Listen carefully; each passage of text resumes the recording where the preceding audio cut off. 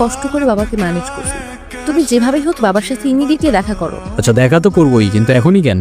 গ্র্যাজুয়েশনটা শেষ হোক অ্যাটলিস্ট। আর সময় তো আর শেষ হয়ে যাচ্ছে না। তোমার শেষ তো হলো, আমার ঠিকই হচ্ছে ঈশান। তোমার গ্র্যাজুয়েশনের জন্য বাবা মাকে বাসায় বসায় রাখবে না।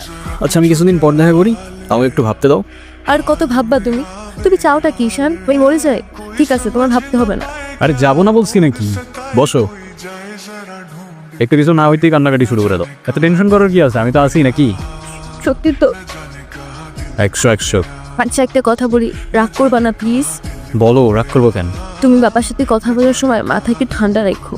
আচ্ছা ঠিক আছে, কবে যাইতে হবে সেটা বলো। আচ্ছা বাবার সাথে কথা বলে জানাবো কেমন? আজকে উঠি, এমনিতেই বাসা অনেক ঝামেলা চলতেছে। আচ্ছা ঠিক আছে, সাবধানে যাও। ওকে।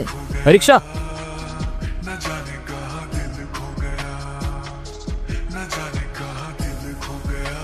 আসসালামু আলাইকুম। ওয়ালাইকুম আসসালাম। বসো। বাবা, ও ঈশান। সে তো দেখলাম। কি করো তুমি? আমি LLB-তে লাস্ট ইয়ারে আছি। ও স্টুডেন্ট। তোমার উদ্দেশ্যটা কিন্তু আমি বুঝতে পারছি। জি স্যার। তোমাদের মতো ছেলেরা কেন আমাদের মতো বিজনেসম্যানের মেয়েকে টার্গেট করে, কিসের লোভে, সেটা আমার খুব ভালো করে জানা আছে। বাবা কি বলছো এসব? তুমি চুপ করো, আমি কথা বলছি। তোমার ফ্যামিলিতে আর কে কে আছেন? বাবা মা দুজনেই আছেন, কিন্তু ফ্যামিলি বলতে আমি একা। আমি তো ঠিক বুঝলাম না। তারা আমার সাথে থাকে না, সেপারেটেড। ও বুঝতে পারছি। প্রবলেমটা কার ভেতরে? বাবা মাকে ছেড়ে চলে গেছেন নাকি মা বাবাকে? আপনি ঠিক কি মিন করতে চাচ্ছেন আমি ঠিক বুঝলাম না স্যার। আই মিন ক্যারেক্টারের প্রবলেমটা কার ভেতরে ছিল? আরে সমস্যা তো আপনার ক্যারেক্টারে। You don't even know the basic manners. কিভাবে কারোর সাথে কথা বলতে হয় সেই ভদ্রতাটাও শেখেন নাই আপনি। আমাকে আসছে আমার বাবা মা নিয়ে কথা বলতে। আর হোয়াট ইউ মিন ভাই, তোমার মতো ছেলে? হ্যাঁ, কি টার্গেট করছি আমি? আপনার টাকা? অবভিয়াসলি, তা নয় তো কি? আপনার হয়তো আমার ব্যাকগ্রাউন্ড সম্পর্কে ধারণা নেই স্যার। আপনাদের মতো সো কল্ড বিজনেসম্যান আমার বাবার অফিসের লাইন দিয়ে দাঁড়িয়ে থাকে।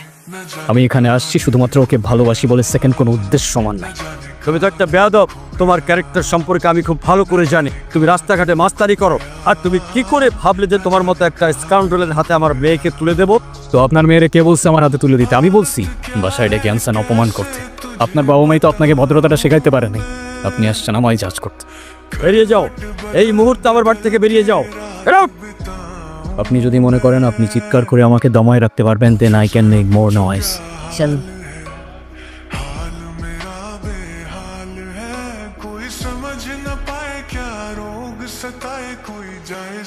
তুমি এটা কেন করলা? ঈশান, আমি তোমাকে বারবার বলছি বাবার সামনে রাগটা একটু কন্ট্রোল করে ভদ্রভাবে কথা বলতে। আমার জন্য এতটুকু করতে পারলা না? আমি বাবাকে অনেক কষ্ট করে ম্যানেজ করছি। তুমি জাস্ট একটাবার কি সরি বলো, সব কিছু ঠিক হয়ে যাবে। আমি কেন সরি বলবো? উল্টা তোমার বাবাকে বলো আমাকে এসে সরি বলতে। ঈশান, ফল্স তোমারও ছিল। তুমি বাবার সাথে শাউট করছো, আর একটা সরি বলে যদি সবকিছু ঠিক হয়ে যায়, কেন সরি বলবা না? কারণ আমি সরি বলি না। আর বলবো না বলছি তো বলবো না, ব্যাস। তোমার ইগোর জন্য না তোমাকে কিছু বলতেও আমি ভয় পাই। তোমাকে কোনো কিছু বলার সাহস পর্যন্ত আমি পাই না। এরকম চলতে থাকলে দেখবে একদিন আমি চলে যাব। তো যাও না, তোমায় তো আর কেউ আটকে রাখে নাই। রাখছি? আমি আটকে রাখছি? ঈশান প্লিজ একটু বোঝার চেষ্টা করো। তুমি বাবার কাছে গিয়ে একটাবার সরি বললে সব ঠিক হয়ে যায়। আরে আমি সরি বলবো না ভাই, বলবো না আমি সরি। এটাই কি তোমার শেষ ডিসিশন? এখন কি তোমার পেন আর পেপারে সাইন করে বলতে হবে নাকি? ঈশান, আমি যদি আজকে এখান থেকে চলে যাই, হয়তো আর কোনোদিন ফিরে আসবো না। আবে তো যাও না, কে আসতে বলছো তোমাকে? যাও। जान से भी